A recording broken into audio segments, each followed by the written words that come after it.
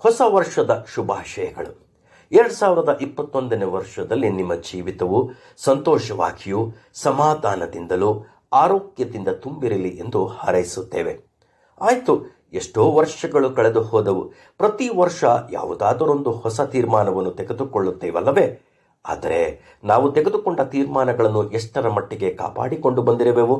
ಸ್ವಲ್ಪ ಯೋಚಿಸಿ ನೋಡಿರಿ. ತೀರ್ಮಾನಗಳನ್ನು ಕಾಪಾಡಿಕೊಳ್ಳುವುದರಲ್ಲಿ ನಾವು ಜಾಗರೂಕರಾಗಿರೋಣ.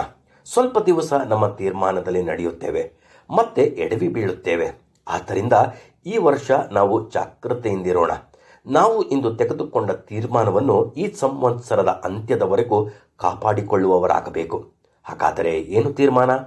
ಪ್ರತಿದಿನ ನಮ್ಮ ಜೀವನದಲ್ಲಿ ಏನೇ ನಡೆದರೂ ಸಂತೋಷವಾಗಿರುವೆವು ಎಂದು ತೀರ್ಮಾನ ಮಾಡಿಕೊಳ್ಳೋಣವೇ? ಆದರೆ ಅದಕ್ಕಾಗಿ ಇಡೀ ವರ್ಷ ಸಂತೋಷಕರವಾದ ಕಾರ್ಯಗಳೇ ನಡೆಯಬೇಕೆಂದು ಬಯಸಬಾರದು. ಒಬ್ಬ ದೇವರ ಮನುಷ್ಯನು ಹೀಗನ್ನುತ್ತಾನೆ, ಆಹಾ, ಅಂಜೂರವು ಚಿಗುರದಿದ್ದರು, ದ್ರಾಕ್ಷೆ ಲತೆಗಳಲ್ಲಿ ಹಣ್ಣು ಸಿಕ್ಕದಿದ್ದರು, ಎಣ್ಣೆ ಮರಗಳ ಉತ್ಪತ್ತಿಯು ಶೂನ್ಯವಾದರು, ಹೊಲಗದ್ದೆಗಳು ಆಹಾರವನ್ನು ಕೊಡದೆ ಹೋದರು, ಹಿಂಡು ಅಟ್ಟಿಯೊಳಗಿಂದ ನಾಶವಾದರು, ಮಂದೆಯು ಕೊಟ್ಟಿಗೆಗಳೊಳಗೆ ಇಲ್ಲದಿದ್ದರು. ನಾನು ದೇವರಲ್ಲಿ ಉಲ್ಲಾಸಿಸುವೆನು, ನನ್ನ ರಕ್ಷಕನಾದ ದೇವರಲ್ಲಿ ಆನಂದಿಸುವೆನು ಎಂಬುದಾಗಿ. ಈ ವರ್ಷದ ಮುಂದಿನ ದಿನಗಳು ಹೇಗಿವೆ ಎಂದು ಯಾರಿಗೂ ಗೊತ್ತಿಲ್ಲ. ಆದ್ದರಿಂದ ಕೈಕೊಂಡ ತೀರ್ಮಾನದಲ್ಲಿ ದೃಢವಾಗಿ ನಿಂತು ಮುಂದೆ ಹೋಗಬೇಕಾದರೆ ಯಾವಾಗಲೂ ದೇವರ ಅನ್ಯೋನ್ಯತೆಯಲ್ಲಿ ಇರಬೇಕು.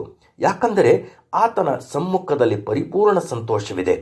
ಯಾವಾಗಲೂ ಕರ್ತನಲ್ಲಿ ಸಂತೋಷಿಸಿರಿ, ಸಂತೋಷ ಪಡಿರಿ ಎಂದು ಬೈಬಲ್ ಹೇಳುತ್ತದೆ.